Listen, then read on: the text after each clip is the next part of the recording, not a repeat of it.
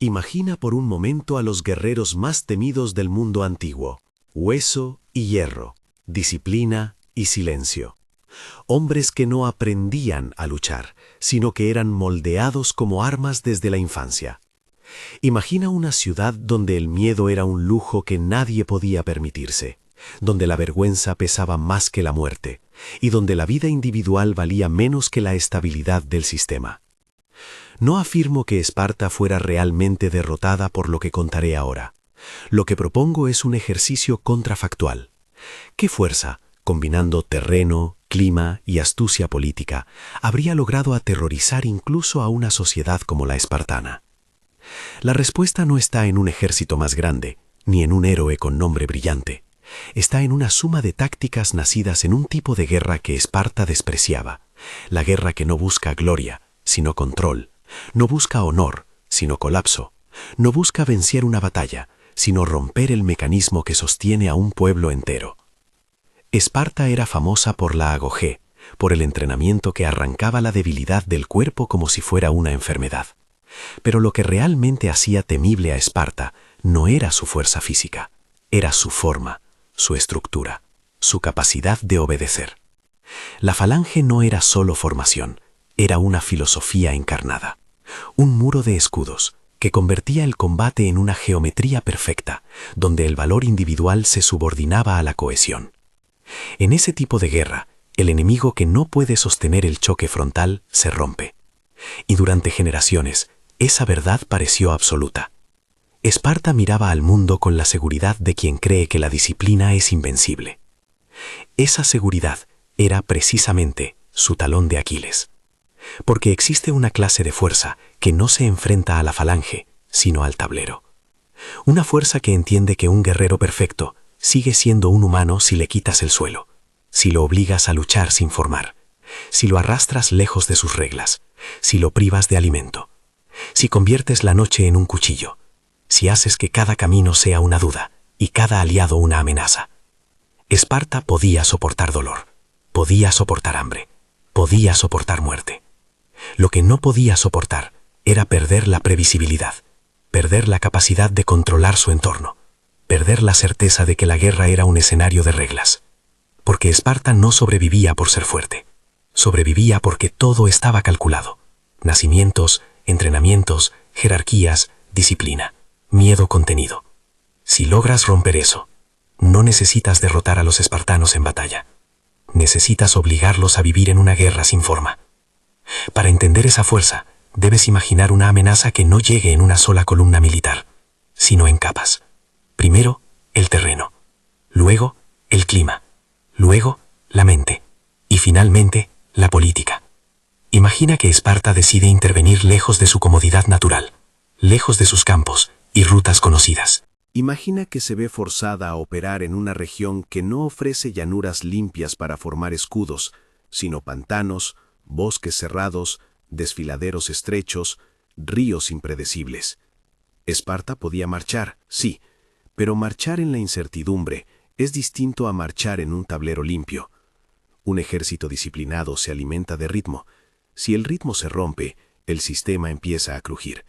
Y en ese crujido aparece la primera grieta, la ansiedad silenciosa del soldado que no sabe dónde está el enemigo, que no sabe si el camino es una trampa, que no sabe si la emboscada está delante o detrás. Ahí entra la primera táctica, la invisibilidad estratégica. No una invisibilidad mística, sino una invisibilidad de método.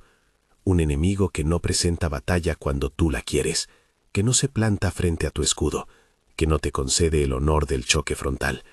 En lugar de eso, desaparece, se esconde, se fragmenta, te obliga a perseguir sombras.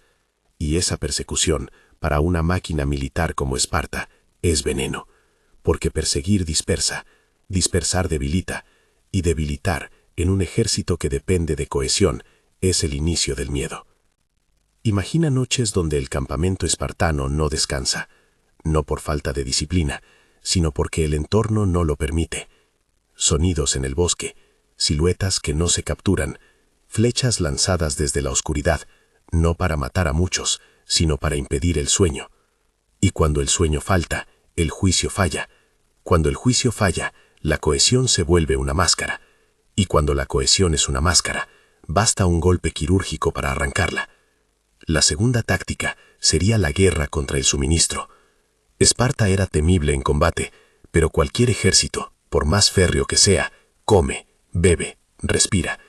Si logras convertir el abastecimiento en una humillación diaria, el orgullo se transforma en fatiga. Los espartanos podían soportar raciones duras, sí, pero una campaña prolongada donde cada grano de cereal se vuelve incierto y cada fuente de agua puede estar contaminada, rompe incluso al más disciplinado. No necesitas aniquilar un ejército, necesitas obligarlo a sobrevivir sin control, porque la supervivencia sin control es el terror definitivo para quien fue entrenado para dominar. La tercera táctica, convertir a los aliados en amenaza. Esparta vivía rodeada de miedo político, temía rebeliones, temía insurrecciones, temía que el orden interno se fracturara. Su sociedad estaba diseñada para prevenir la desobediencia, para mantener los cuerpos alineados. Pero imagina una fuerza que no ataca solo con armas, sino con rumores, que infiltra mensajes, que paga traidores, que convierte al mensajero en veneno y al vecino en sospecha. La falange es fuerte cuando confía, pero cuando el guerrero mira al de al lado y se pregunta si esa noche lo apuñalará, el escudo pesa el doble. Aquí entra lo que realmente haría temblar a Esparta, la guerra psicológica, no como espectáculo, sino como ingeniería del miedo, un enemigo que deja señales. Que no busca matar rápido, sino quebrar la mente antes que el cuerpo. Cabezas en caminos, símbolos tallados en árboles, mensajes en piedra, cuerpos colocados de manera ritual. No porque sea salvaje, sino porque entiende que el terror no es emoción, es estrategia. Y cuando el terror se instala, la disciplina se vuelve tensión permanente, y la tensión permanente se convierte en desgaste. Lo siguiente sería el clima como arma. Esparta estaba hecha para el calor, para el polvo, para la marcha bajo el sol helénico. Pero imagina campañas donde la lluvia no cesa, donde el barro devora sandalias y ruedas, donde el frío muerde articulaciones y convierte metal en dolor. Un ejército que no puede secar su ropa, que no puede calentar sus manos, que no puede mantener sus armas en condiciones óptimas, no pierde solo efectividad, pierde moral. Y la moral, en una cultura basada en la superioridad psicológica, es sagrada. Cuando el clima te humilla, el enemigo no necesita golpearte, te observa desmoronarte. Pero la fuerza que aterrorizaría a Esparta no sería solo emboscada, ni solo desgaste, ni solo clima. Sería la combinación final, astucia política. Porque el arma suprema contra una sociedad rígida es obligarla a elegir entre dos dolores. Imagina que esta fuerza, flexible, dispersa, astuta, entiende que Esparta no puede permitirse campañas largas. Entiende que cada día fuera de casa aumenta el riesgo de rebelión interna, de crisis social, de pérdida de control sobre los hilotas, de fractura en la autoridad. Entonces, esa fuerza no busca destruir a Esparta en batalla, busca extender el conflicto, alargarlo como una herida que no cicatriza. Cada semana de desgaste es una victoria, cada mes sin victoria clara es humillación. Cada regreso sin botín ni gloria es una grieta en el mito. Y un mito, cuando se agrieta, es un arma en manos de los enemigos de Esparta. Porque Esparta no era solo un ejército, era una reputación, era la idea de invencibilidad.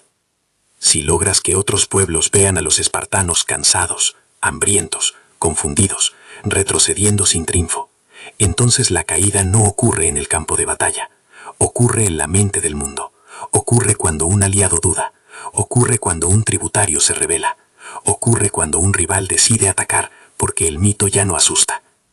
Así es como una fuerza verdaderamente peligrosa aterrorizaría a Esparta, no con un golpe frontal, sino con una destrucción lenta de su aura.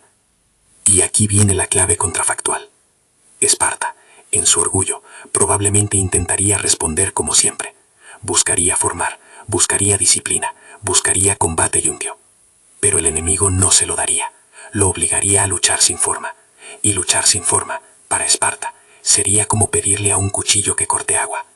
Porque la rigidez es poderosa, hasta que el entorno exige flexibilidad. Si la guerra se convierte en un laberinto, de pantanos, de hielo, de traiciones, de rutas falsas, de ataques nocturnos, de suministros cortados.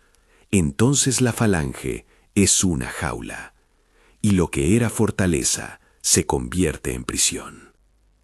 Los espartanos estarían rodeados no por un ejército superior, sino por una situación superior, un mundo donde su método no sirve. Y entonces, por primera vez, el espartano, entrenado para no temer a la muerte, temería otra cosa. Temería perder el control del tablero. Temería que la guerra ya no fuera guerra, sino desgaste. Temería que su disciplina no bastara. Temería que su leyenda se estuviera apagando. La única fuerza del título no sería una tribu mítica, ni un ejército sobrenatural. Sería la suma de 4 armas invisibles: entorno, tiempo, mente y política. Un enemigo capaz de convertir el clima en aliado, el terreno en prisión, la noche en arma y la reputación en veneno.